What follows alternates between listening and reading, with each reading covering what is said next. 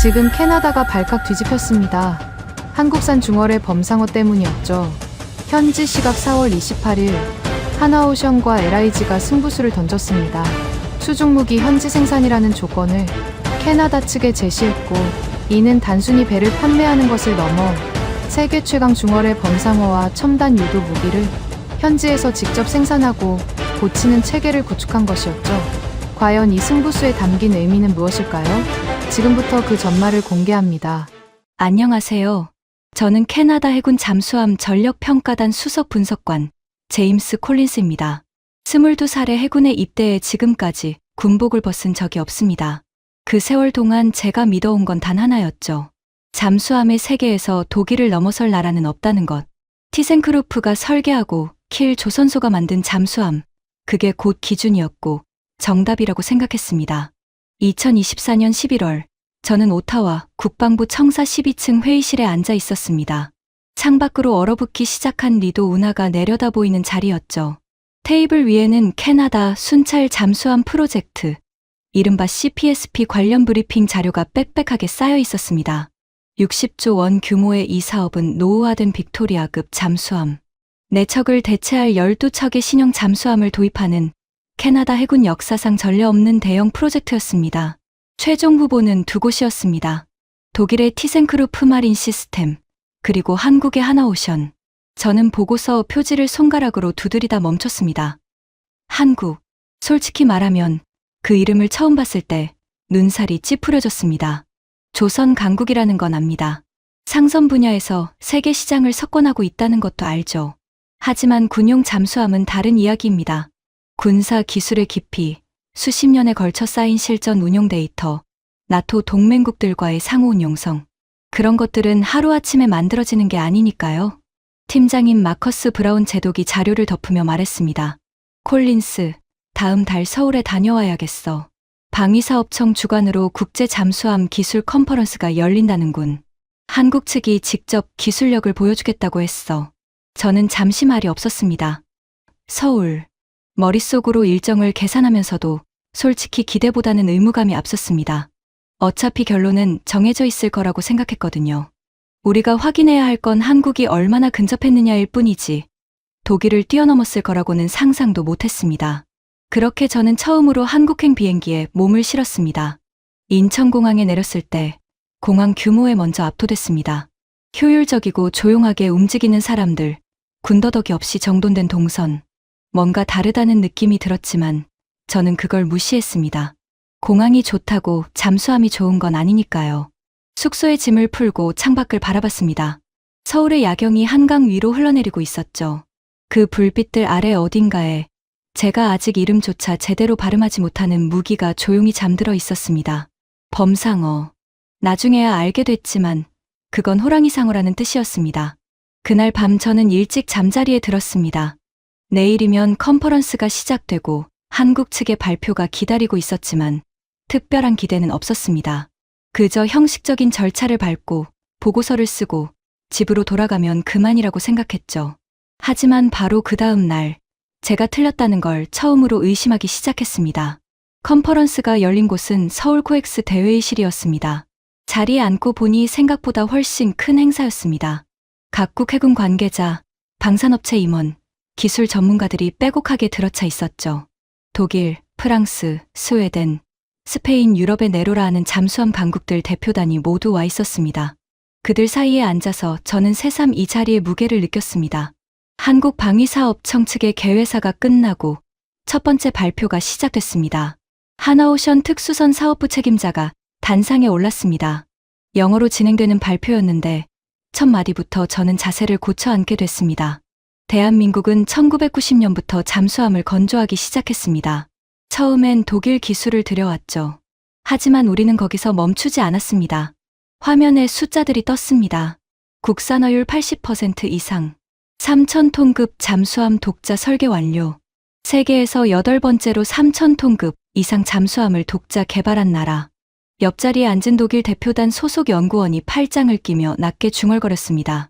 숫자야 얼마든지 만들 수 있죠. 저도 비슷한 생각이었습니다.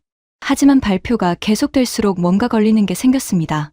이 사람들, 자기들이 뭘 만들었는지 정확하게 알고 있었습니다. 모호한 수식어가 없었습니다. 수치가 구체적이었고 개발 과정의 실패까지 솔직하게 이야기했습니다. 점심 휴식 시간에 저는 하나오션 측 기술 담당자와 잠깐 이야기를 나눌 기회가 생겼습니다. 박수석 연구원이라고 자신을 소개한 사람이었는데 말이 많지 않은 타입이었습니다. 제가 먼저 물었습니다.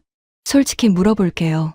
도산한 창호급 잠수함 실전 배치된 지 몇 년 됐죠? 2021년에 첫 함이 인도됐습니다. 3년 남짓이군요. 캐나다가 원하는 건 검증된 전력입니다. 3년은 짧지 않나요? 박 연구원은 잠시 생각하더니 담담하게 답했습니다. 콜린스 분석관님, 우리 해군은 지금 이 순간에도 그 잠수함을 실제 바다에서 운용하고 있습니다. 도면 위의 숫자가 아닙니다. 그 말이 머릿속에서 잘 지워지지 않았습니다. 오후 세션이 시작되고 이번엔 LI 지넥스원 측의 발표 차례였습니다. 제목이 화면에 떴습니다. 차기 중어뢰 K761 범상어.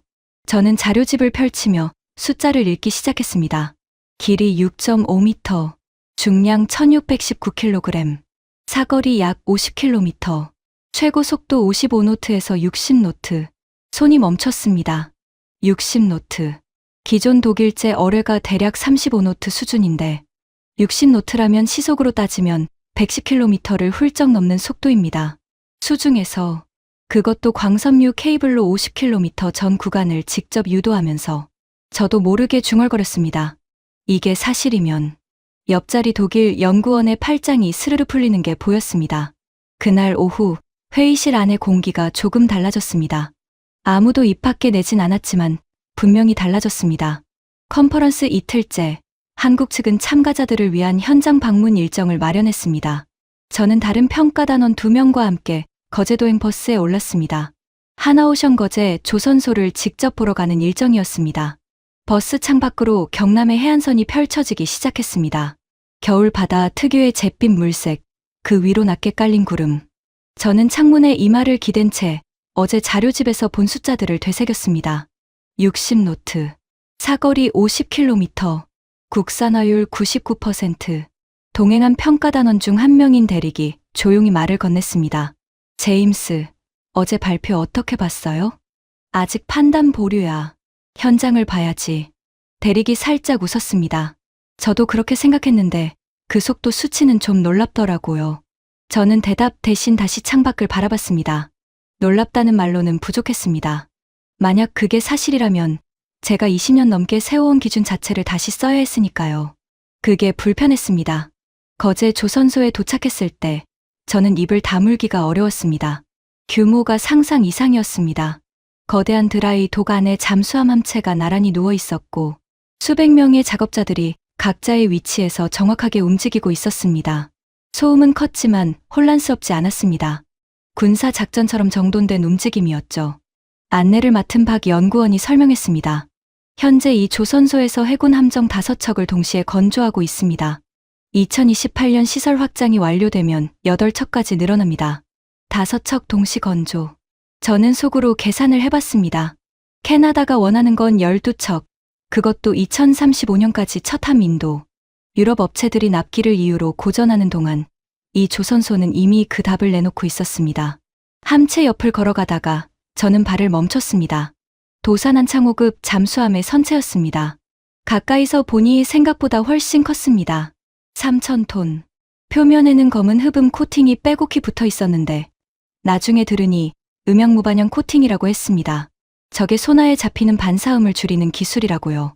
이것도 순수 국내 기술로 개발됐다고 했습니다. 저는 장갑을 낀 손으로 선체를 살짝 두드렸습니다. 묵직한 금속음이 손바닥을 타고 올라왔습니다. 조선소 한 켠에는 완성된 잠수함 한 척이 계류돼 있었습니다. 박 연구원이 그 앞에서 걸음을 멈추고 말했습니다. 저 함정은 내년 초해군에 인도 예정입니다. 장보고 3세 배치 2 계열입니다.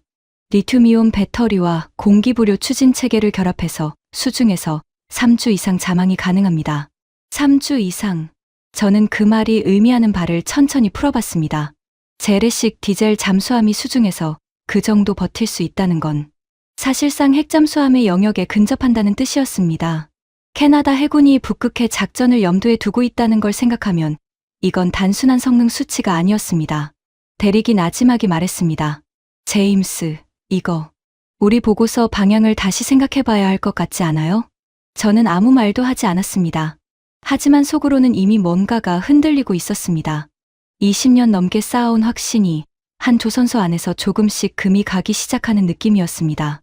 그날 저녁 숙소로 돌아오는 버스 안에서 저는 자료집을 다시 펼쳤습니다. 범상어. 그 이름 아래 적힌 숫자들을 손가락으로 짚어가며 읽었습니다. 그리고 처음으로 이 어뢰를 실제로 보고 싶다는 생각이 들었습니다. 내일 일정에 추가 요청을 넣어야겠다고 생각하며 창밖을 봤습니다. 거제 앞바다가 검고 넓게 펼쳐져 있었고 파도 소리가 멀리서 들려왔습니다. 다음 날 아침 저는 컨퍼런스 측에 요청을 넣었습니다. 범상어 관련 기술 브리핑과 가능하다면 실사격 영상이라도 볼 수 있는지를. 오후에 연락이 왔습니다. LIG 넥스원 측에서 별도 설명회를 마련해 주겠다고 했습니다. 설명회 장소는 컨퍼런스장 안의 작은 프레젠테이션 룸이었습니다. LIG 넥스원에서 나온 분은 박수석 연구원이 아닌 어뢰 개발팀 소속이라고 밝힌 이 팀장이었습니다. 마른 체형에 안경을 낀 사람이었는데 들어서자마자 노트북을 열고 바로 본론으로 들어갔습니다. 인사치레가 없었습니다. 범상어는 2009년 3월 탐색 개발을 시작해서 2018년 6월 운용시험 평가를 완료했습니다. 2022년 품질인증 사격 시험을 거쳐 현재 본격 양산 중입니다. 화면에 어뢰의 측면도가 떴습니다. 길고 유선형의 몸체. 이 팀장이 포인터를 움직이며 설명했습니다. 길이 6.5m, 중량 1619kg, 최고 속도 55에서 60노트, 사거리는 약 50km이며 광섬유, 케이블을 통한 유선 유도로 사거리 전 구간을 직접 통제할 수 있습니다. 저는 손을 들었습니다. 60노트라고 하셨는데 기존 백상어와 비교하면 어느 정도 차이죠? 백상어가 35노트 수준입니다. 범상어는 그보다 25노트 이상 빠릅니다. 기존 독일제 어뢰와 비교하면요? 이 팀장이 잠시 눈을 마주쳤습니다. 미소가 없는 얼굴이었지만 눈빛에 자신감이 있었습니다. 비교하기 곤란한 수준입니다. 성능이 월등히 앞서기 때문에 저는 펜을 내려놨습니다. 그 말이 허풍처럼 들리지 않았습니다. 이 사람은 지금 자기가 만든 것에 대해 이야기하고 있었고 그 눈빛엔 과장이 없었습니다.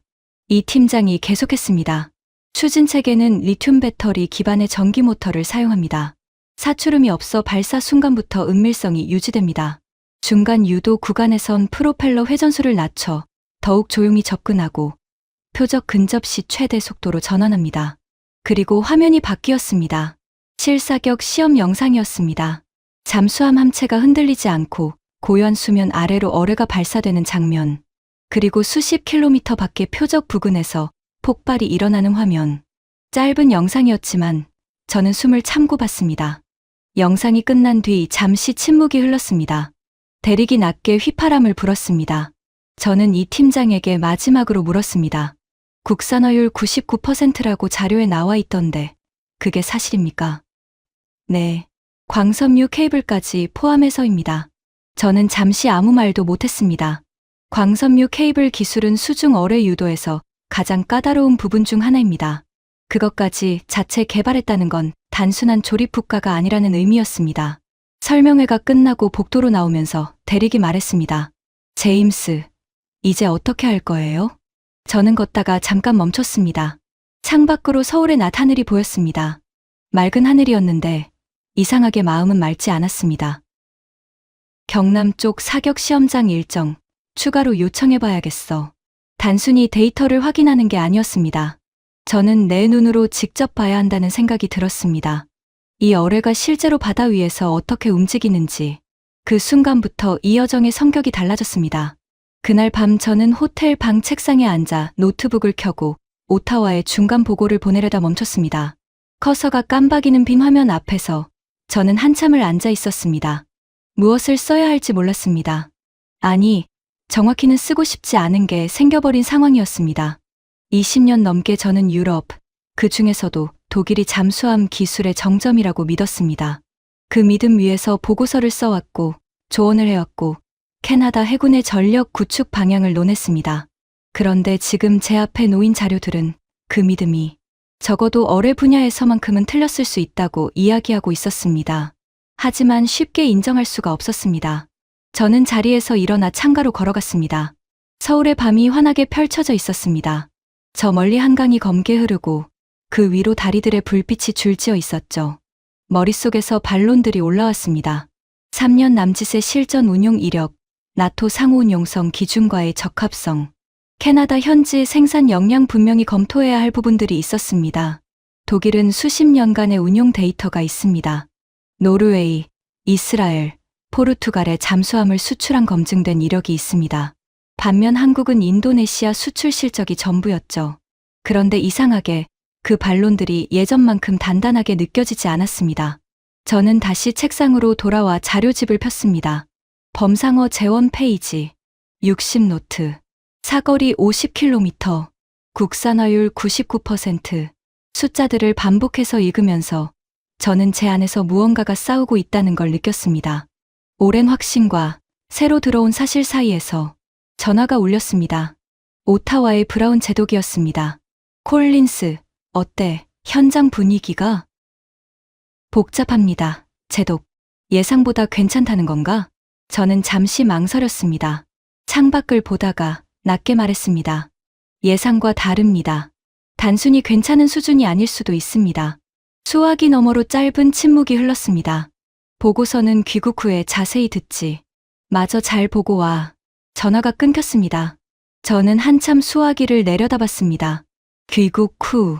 그때까지 저는 제 머릿속에서 싸우고 있는 두 가지 사이에서 답을 내려야 했습니다. 다음 날 아침 일찍 사격 시험 현장 방문 승인이 났다는 연락이 왔습니다. 동해 해상 사격 시험장. 범상어의 실제 발사 훈련을 관람할 수 있다고 했습니다. 저는 그 문자를 읽으며 처음으로 두렵다는 느낌이 들었습니다. 기대가 아니라 두려움. 만약 그걸 직접 봤을 때 제 안에 남은 마지막 반론마저 무너진다면 그때 저는 무엇을 써야 하는 걸까? 20년의 확신을 뒤집는 보고서를. 동이 틀 무렵 저는 아직 짐도 싸지 않은 채 창밖을 바라보고 있었습니다. 동해 해상 사격 시험장까지는 버스로 4시간이 걸렸습니다. 새벽 5시에 출발한 탓에 버스 안대 부분의 사람들은 눈을 감고 있었지만 저는 한숨도 자지 못했습니다. 창밖으로 동쪽 하늘이 서서히 밝아오고 있었고 강원도의 산줄기가 실루엣으로 떠오르기 시작했습니다. 대리기 옆자리에서 커피를 건넸습니다. 저는 두 손으로 받아 쥐었습니다. 따뜻했습니다. 잠 못 잔 거 표나요. 티가 나는군. 대리기 웃으며 말했습니다. 저도 그랬어요. 어젯밤에. 시험장에 도착한 건 아침 9시가 조금 넘어서였습니다. 해안가에 위치한 시설이었는데 규모는 작았지만 분위기가 달랐습니다. 군사시설 특유의 팽팽한 긴장감이 공기 중에 깔려 있었습니다. 한국 해군 관계자들이 우리를 맞았고 간단한 안전 브리핑이 있었습니다. 관람석은 해안에서 약간 떨어진 언덕 위에 마련돼 있었습니다. 저는 쌍안경을 들고 바다 쪽을 바라봤습니다. 수평선 위로 잠수함의 잔망경이 미세하게 보였습니다. 도산한 창호급이라고 했습니다. 안내를 맡은 한국 해군 중령이 옆에서 설명했습니다. 오늘은 범상어 훈련 발사를 보시게 됩니다. 실전 탄두는 제거된 훈련용이지만 추진 체계와 유도 체계는 동일합니다. 저는 고개를 끄덕이며 쌍안경에서 눈을 떼지 않았습니다. 수면은 잔잔했습니다. 겨울 동해의 차갑고 무거운 물색이었죠. 그리고 그 순간이 왔습니다. 수면 아래로부터 뭔가가 튀어나왔습니다. 소리보다 시각이 먼저였습니다. 거품과 함께 솟구치는 어뢰의 몸체. 그것은 수면을 가르며 순식간에 가속했고 저는 쌍안경을 통해 그 궤적이 일직선으로 뻗어나가는 걸 봤습니다. 흔들림이 없었습니다. 물살을 가르는 게 아니라 물살을 지배하는 것처럼 보였습니다. 2초, 3초. 어뢰는 이미 눈으로 따라가기 어려운 속도로 수평선 쪽으로 사라지고 있었습니다. 저는 숨을 내쉬는 걸 잊고 있었습니다. 중령이 조용히 말했습니다. 60노트입니다. 저는 아무 말도 하지 못했습니다. 숫자로 알고 있던 것과 눈으로 직접 본 것은 전혀 다른 충격이었습니다. 그 순간 저는 제가 이곳에 오기 전에 갖고 있던 생각들이 얼마나 얕은 것이었는지를 느꼈습니다. 대리기 낮게 말했습니다. 제임스. 알아. 더 이상 말이 필요 없었습니다. 저는 쌍안경을 내리고 바다를 맨눈으로 바라봤습니다. 어뢰가 사라진 수면은 이미 다시 잔잔해져 있었습니다. 마치 아무 일도 없었던 것처럼. 하지만 제 안에서는 무언가가 돌아올 수 없는 방향으로 바뀌어버린 뒤였습니다.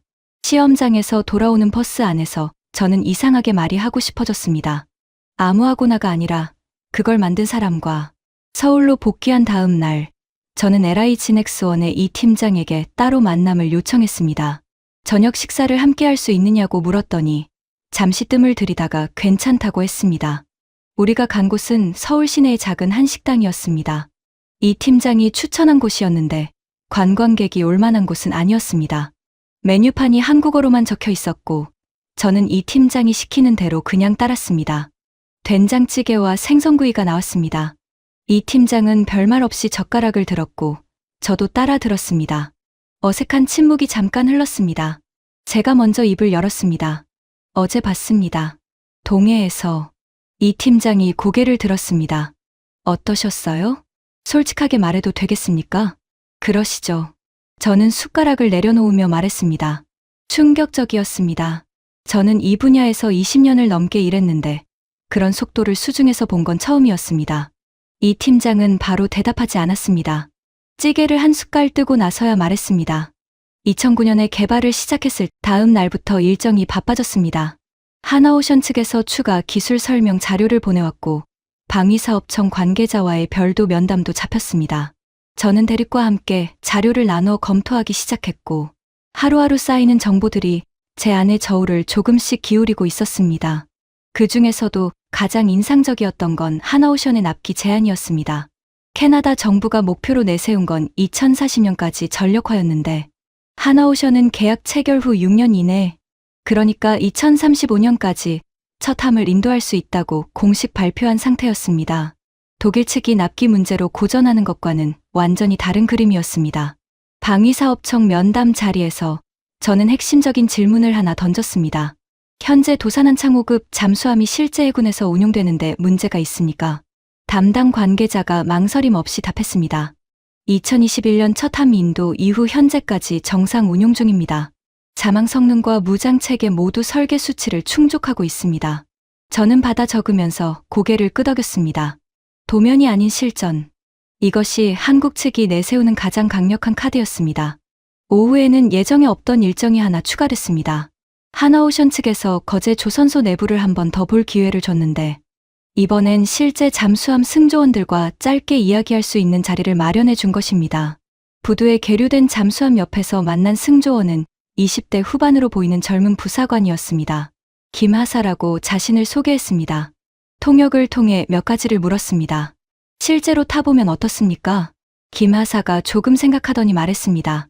좁습니다. 그런데 좁은 게 다 같지 않습니다. 이 함정은 좁아도 움직이는 게 답답하지 않습니다. 설계가 잘 됐다는 뜻이겠죠. 저는 그 표현이 마음에 들었습니다. 전문가적 분석보다 더 솔직한 대답이었습니다. 무장 체계는요? 범상어요? 저도 발사훈련에 몇 번 참여했는데 잠깐 웃더니 말을 이었습니다. 쏘고 나서 무섭다는 생각이 들었습니다. 우리 무기가 저렇게 빠른 줄 몰랐거든요. 저는 그 말을 통역사를 통해 듣고 잠시 멈췄습니다. 만든 사람도 쓰는 사람도 같은 말을 하고 있었습니다. 숫자가 아닌 감각으로. 그날 저녁 저는 대릭과 호텔 로비 바에서 맥주를 한잔 했습니다. 대릭이 먼저 말을 꺼냈습니다. 제임스, 솔직히 말해봐요. 지금 어디에 서 있어요? 저는 잔을 천천히 돌리다 말했습니다. 기울고 있어. 인정하기 싫지만 독일 쪽에서 더 강하게 반박할 자료 없어요? 없는 게 아니야. 나토 상호운용성 문제, 운용 이력의 깊이 그건 여전히 유효한 지적이야. 하지만 저는 잔을 내려놓으며 말했습니다. 어뢰 하나가 60노트로 50km를 날아가는 걸 눈으로 봤어. 대릭, 그게 반론이 되더라고. 대릭이 웃으며 맥주를 들었습니다. 그날 밤 우리는 오래 앉아 있었습니다. 정답을 내리지 않은 채로, 하지만 이미 기울어진 저울을 알면서. 서울 일정 마지막 날이었습니다. 저는 아침 일찍 한강변을 혼자 걸었습니다. 찬 공기가 폐 깊숙이 들어왔고 발밑으로 강변 산책로가 끝없이 이어졌습니다. 이른 시간인데도 달리거나 걷는 사람들이 꽤 있었습니다. 조용하고 부지런한 도시였습니다. 저는 걸으면서 지난 일주일을 되짚었습니다.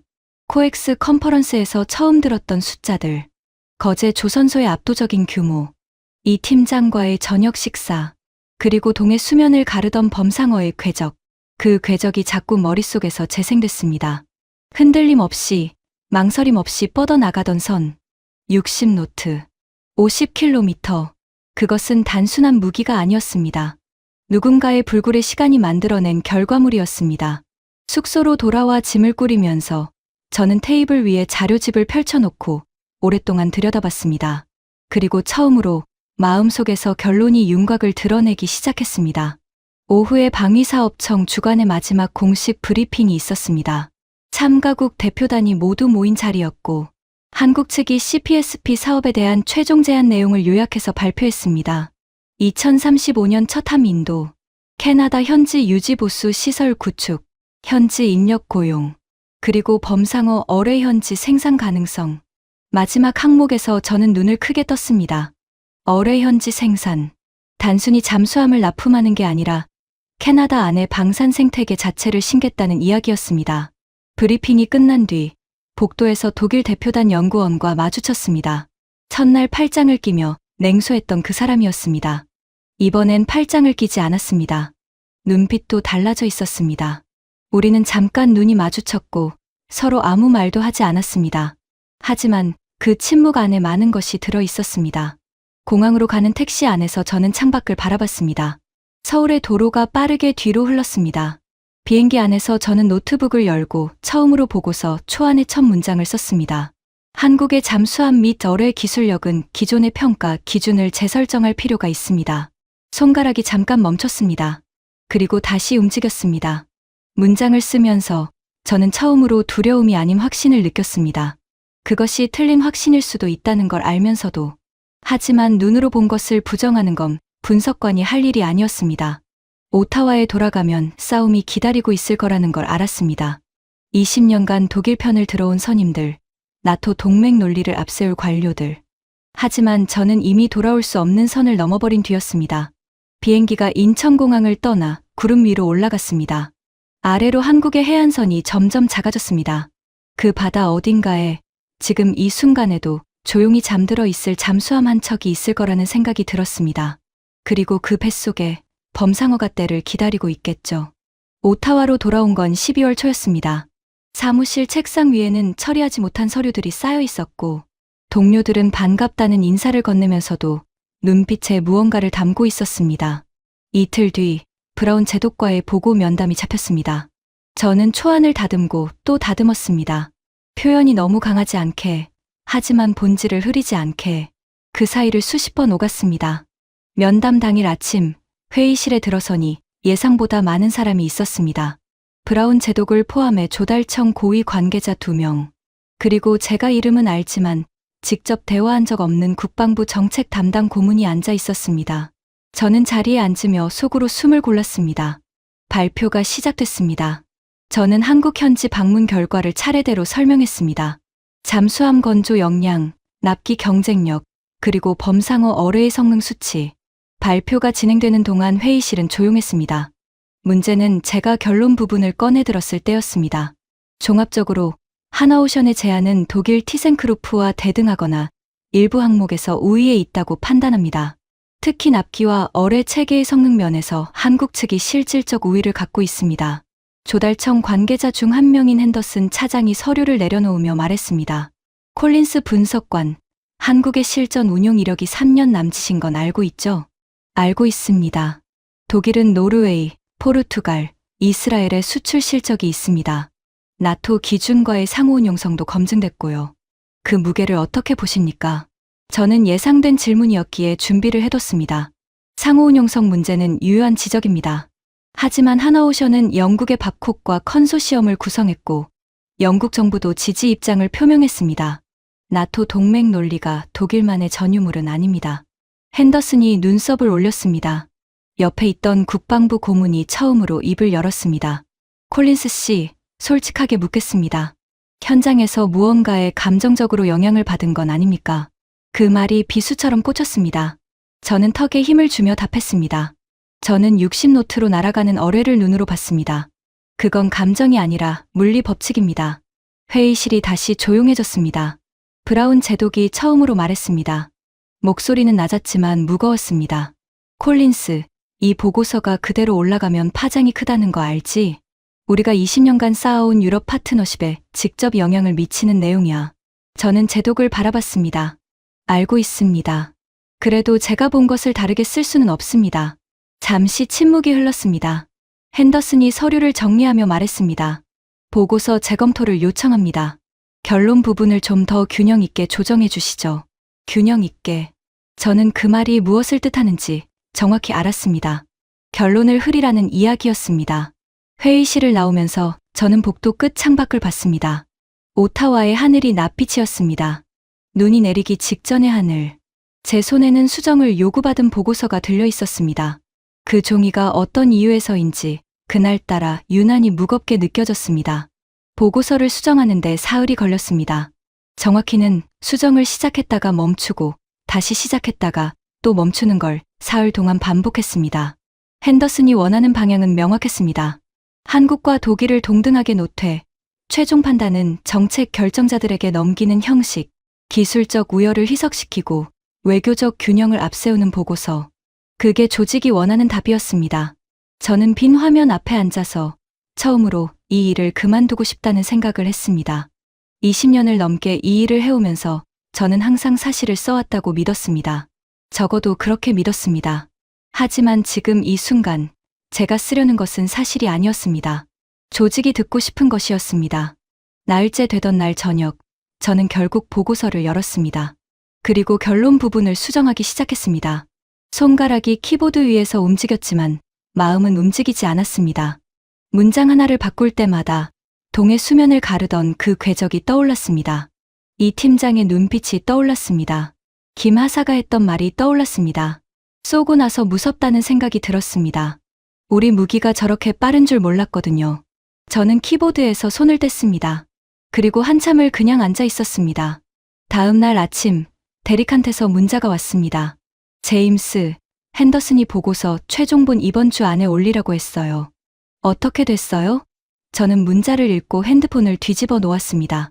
그날 오후 예상치 못한 연락이 하나 더 들어왔습니다. 국방부 고문 웨스트가 직접 전화를 걸어온 것이었습니다. 콜린스, 좋게 이야기하는 겁니다. 이번 보고서가 어떤 방향으로 가느냐에 따라 당신 경력에도 영향이 있을 수 있어요. 신중하게 생각해봤으면 합니다. 저는 수화기를 쥔 손에 힘이 들어가는 걸 느꼈습니다. 조언 감사합니다. 전화를 끊고 나서 저는 오래전에 해군 훈련소에서 들었던 말 하나를 떠올렸습니다.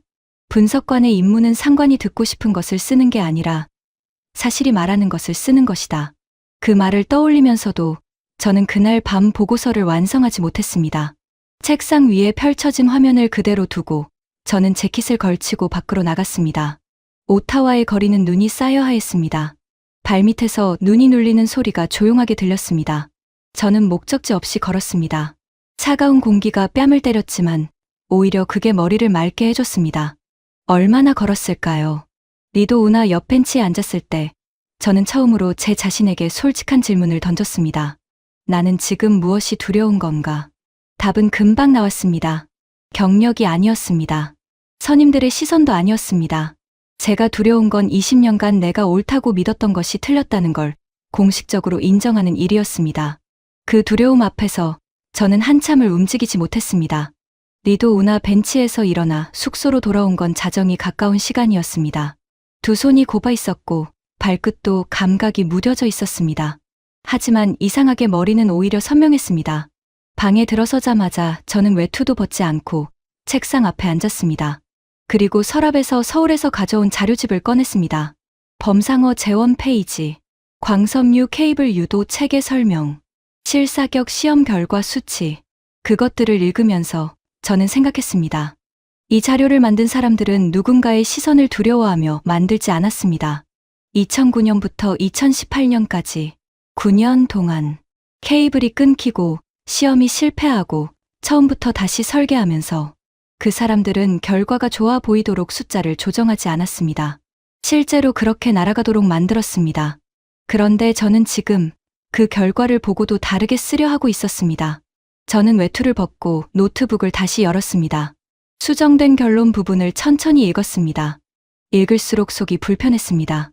문장들이 사실이 아니어서가 아니라 사실을 말하지 않고 있어서 한참을 그렇게 앉아 있다가 저는 결국 수정본을 덮고 원본 파일을 다시 열었습니다. 처음 서울에서 비행기 안에서 썼던 그 첫 문장이 그대로 있었습니다. 한국의 잠수함 및 어뢰 기술력은 기존의 평가 기준을 재설정할 필요가 있습니다. 저는 그 문장을 오래 바라봤습니다. 그리고 천천히 그 아래로 계속 써 내려가기 시작했습니다. 범상어의 속도 수치, 광섬유 유도 체계의 기술적 의미, 납기 경쟁력의 구체적 근거, 캐나다 현지와 전략의 실질적 가치, 하나씩, 하나씩 제가 눈으로 보고 귀로 들은 것들을 그대로 담아냈습니다. 문장을 다듬는 게 아니라 사실을 쌓는 작업이었습니다. 새벽 2시가 넘었을 때 저는 결론 부분을 다시 썼습니다. 캐나다 해군 CPSP 사업에서 하나오션에 제안은 납기, 어뢰 체계 성능, 현지와 전략 세 항목에서 경쟁사 대비 실질적 우위를 갖고 있습니다. 본 분석관은 상기 근거에 기반해 하나오션을 우선 검토, 대상으로 권고합니다. 마지막 마침표를 찍고 저는 등받이에 기댔습니다. 가슴 안쪽이 이상하게 가벼웠습니다. 두렵지 않다는 게 아니었습니다. 두려운데도 가벼웠습니다. 오랫동안 무거웠던 것이 제자리를 찾은 느낌이었습니다. 창밖으로 오타와의 밤이 조용하게 펼쳐져 있었습니다. 눈이 내리고 있었습니다. 가로등 불빛 아래 눈송이들이 천천히 내려앉는 걸 바라보며 저는 처음으로 이 여정의 끝이 보인다는 느낌을 받았습니다. 내일 아침 이 보고서를 들고 다시 회의실에 들어가야 한다는 걸 알았습니다. 그게 쉬운 길이 아니라는 것도. 하지만 그날 밤만큼은 저는 제가 분석관이라는 사실이 부끄럽지 않았습니다. 보고서를 제출한 건 다음 날 오전이었습니다. 이메일 전송 버튼을 누르는 손가락이 잠깐 떨렸습니다. 하지만 멈추지 않았습니다. 오후에 브라운 제독한테서 호출이 왔습니다. 저는 예상하고 있었습니다. 회의실에 들어서니 이번엔 핸더슨도 웨스트 고문도 없었습니다. 제독과 단둘이었습니다. 제독은 한동안 아무 말이 없었습니다. 보고서를 출력해서 읽고 있었는데 마지막 장을 넘기고 나서야 안경을 벗으며 저를 바라봤습니다. 콜린스, 이걸 올리면 핸더슨이 가만히 있지 않을 거야. 알고 있습니다. 웨스트 고문은 더 세게 나올 거고. 그것도 알고 있습니다. 제독이 잠시 저를 봤습니다. 그리고 천천히 보고서를 테이블 위에 내려놓으며 말했습니다. 자네가 한국에서 뭘 봤는지 이 보고서를 읽으니 조금은 알겠어. 저는 아무 말도 하지 않고 기다렸습니다. 제독이 의자에서 일어서며 말했습니다. 나는 이 보고서를 막지 않겠어. 하지만 위에서 어떤 반응이 오든 그건 자네가 감당해야 해. 감당하겠습니다. 제독이 잠깐 저를 바라보다가 작게 고개를 끄덕였습니다. 그게 전부였습니다. 하지만 저는 그 고개 끄덕임 안에 담긴 게 무엇인지 알았습니다. 회의실을 나오면서 저는 휴대폰을 꺼냈습니다.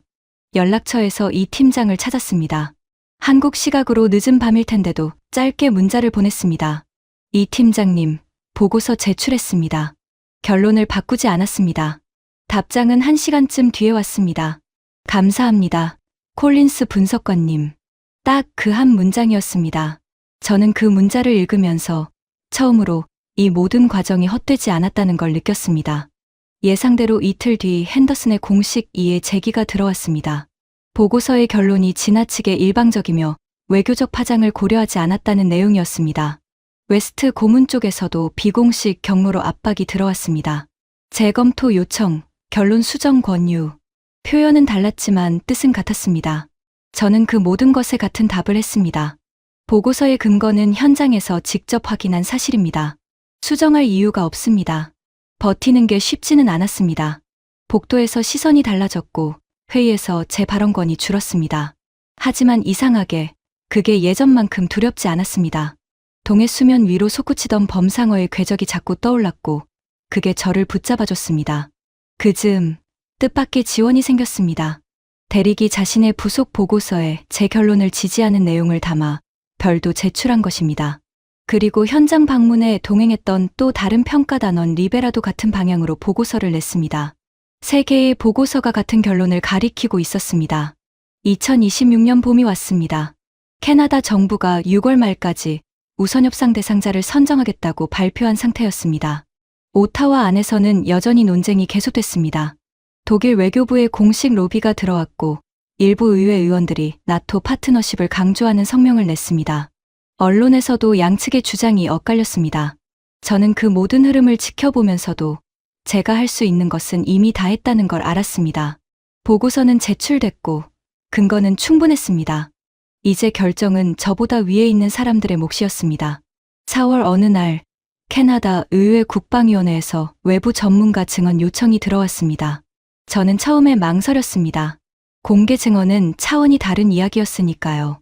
보고서는 내부 문서였지만 증언은 공식 기록으로 남습니다. 하루를 고민하다가 저는 수락했습니다. 증언 당일 의회 회의실은 생각보다 크지 않았습니다. 의원들이 반원형으로 앉아 있었고 방청석에는 기자들과 관계자들이 빼곡했습니다. 저는 마이크 앞에 앉아 물 한 모금을 마셨습니다. 질문들이 이어졌습니다. 나토 상호운용성 문제, 한국의 짧은 수출 이력, 독일과의 외교 관계. 저는 하나씩 답했습니다. 준비한 내용이었지만 마지막 질문만큼은 준비한 답이 아닌 걸로 대답했습니다. 의원 한 명이 물었습니다. 분석관님, 솔직히 한 가지만 묻겠습니다. 만약 당신이 캐나다 해군 잠수함 승조원이라면 어느 나라 잠수함을 타고 싶습니까? 잠깐 침묵이 흘렀습니다. 방청석이 조용해졌습니다. 저는 마이크를 당기며 말했습니다. 범상어를 탑재한 잠수함을 타고 싶습니다. 회의실 안에서 웅성거림이 일었습니다. 기자들이 노트에 무언가를 받아 적었고 몇몇 의원들이 서로를 바라봤습니다. 저는 덧붙였습니다. 저는 동해에서 그 어뢰가 60노트로 50km를 날아가는 걸 봤습니다. 그게 숫자가 아닌 현실이라는 걸 확인했습니다. 캐나다 해군 승조원들이 그 현실 위에서 임무를 수행해야 한다고 생각합니다. 증언이 끝나고 복도로 나오는데 대릭이 기다리고 있었습니다. 방청석에서 지켜봤던 모양이었습니다. 제임스, 마지막 대답 그거 계획한 거예요? 저는 웃으며 고개를 저었습니다. 아니, 그냥 솔직하게 답한 거야. 대릭이 잠시 저를 보다가 말했습니다. 그게 더 무서운 거 알아요? 그날 저녁 한국에서 이 팀장한테서 문자가 왔습니다. 증언 내용이 현지 언론에도 보도됐던 모양이었습니다. 팀원들이 오늘 기사 보고 많이 울었습니다. 감사합니다. 저는 그 문자를 읽고 한동안 핸드폰을 내려놓지 못했습니다. 창밖으로 오타와의 봄비가 내리고 있었습니다. 누군가의 9년이 한 분석관의 증언으로 세상에 조금 더 가까이 닿았습니다. 그것으로 충분했습니다. 결과가 어떻게 되든 간에 결과 발표까지는 아직 시간이 남아 있습니다. 캐나다 정부는 6월 말을 목표로 한다고 했지만 방산 사업이 일정대로 흘러간 적은 드물죠. 저도 압니다. 외교적 변수, 예산 논의, 정치적 판단 어느 것 하나 단순하지 않습니다. 하지만 저는 지금 결과보다 다른 것을 더 많이 생각합니다. 5월의 어느 주말 아침, 저는 오타와 외곽의 리도 강변을 걷고 있었습니다. 봄이 오면서 눈이 녹고 강물이 불어나 있었습니다. 수면 위로 아침 햇살이 부서지는 걸 바라보다가 문득 서울에서의 밤이 떠올랐습니다. 호텔 창밖으로 흘러가던 한강, 검고 넓은 물 위의 불빛들. 그때 저는 그 불빛들 아래 무엇이 있는지 몰랐습니다. 지금은 압니다. 수십 년간 남의 기술을 들여다 쓰던 나라가 언젠가부터 자기 손으로 설계하기 시작했습니다. 케이블이 끊기면 다시 만들고 시험이 실패하면 처음부터 돌아갔습니다. 그렇게 9년을 버텨서 만든 어뢰가 60노트로 수중을 가릅니다. 소리도 없이, 흔들림도 없이. 저는 그것을 눈으로 봤습니다. 분석관으로서의 제 임무는 사실을 쓰는 것입니다. 저는 그 임무를 다했다고 생각합니다. 보고서가 어떻게 활용되든, 증언이 어떤 무게를 갖든 그건 제 영역 밖의 일입니다. 하지만 제가 쓴 것이 사실에 기반했다는 건 누가 뭐라 해도 바꿀 수 없습니다. 며칠 전 이 팀장한테서 짧은 메시지가 왔습니다. 다음에 한국에 오시면 팀원들한테 인사시켜드리고 싶습니다. 저는 꼭 가겠다고 답했습니다.